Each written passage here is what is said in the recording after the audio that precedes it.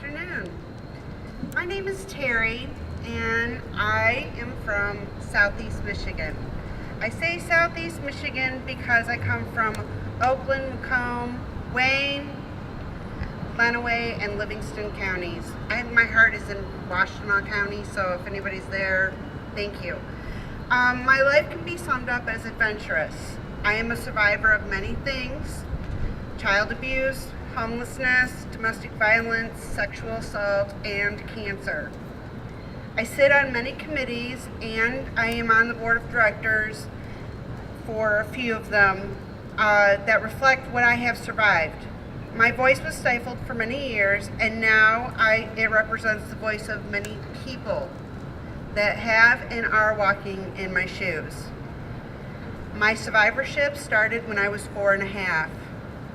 At 18 years old, I was surviving on the streets where it was safer than the home I grew up in. By the age of 23, I had my first child, and yes, I was homeless. Couch surfing at friends' and families' homes. When I was in my mid-30s, I had enough of all the violence. I dedicated myself to my children's future of stability and breaking the chain of abuse. We were lucky. Because of the violence, I had to use a walker, and a townhouse was open to us in Maple Village. It was designed for someone who had disabilities. I fit that bill. We were at Catherine Cobb Domestic Violence Shelter until all my utility bills from the past were paid up to date. Thank God for Community Action Agency paying all of my past utilities. Thank God we could get project-based voucher townhouse. Thank God my children didn't have to move into another home and that we stayed in a low-income housing unit for 6 years. One more thank God of many. Thank God we met the man of my childhood dreams, my husband for the last 9 years. We have been stably housed for the last 15 years. Recovering from abuse, homelessness, and dreaming about stability allowed us to meet many supporters. Paying only $7 a month for rent allowed me to afford utilities and food. I had the worst credit, and I don't think anybody else can beat me on that one. I pinky promised with the townhouse manager that I would never be late on any of my bills. I kept that promise. They kept their word. My children and I were recovering from the past.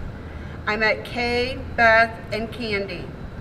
They gently guided us with supportive hands to give us a chance to have our voices be heard, security we never knew existed, and completing our education so we wouldn't be failing statistics. If we had never run away from our abuser, we would have been out so many gifts that many people take for granted. Our voices would have never been heard, and our ideas would have been stifled. I dream that someday many more survivors will believe their dream of housing in a safe environment to be achieved. Those survivors can continue to recover and not lose housing based on their measly income. That getting keys to their own place will allow them the opportunity to roll on the carpet and break the chain of trauma.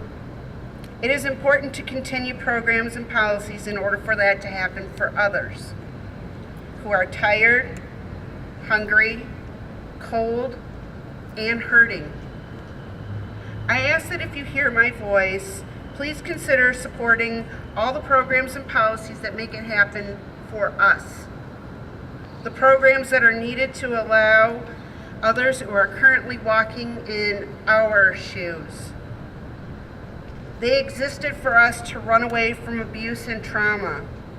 They led us to a chance of recovery, stability, and most of all, to believe our dreams. Thank you for considering what I've said important.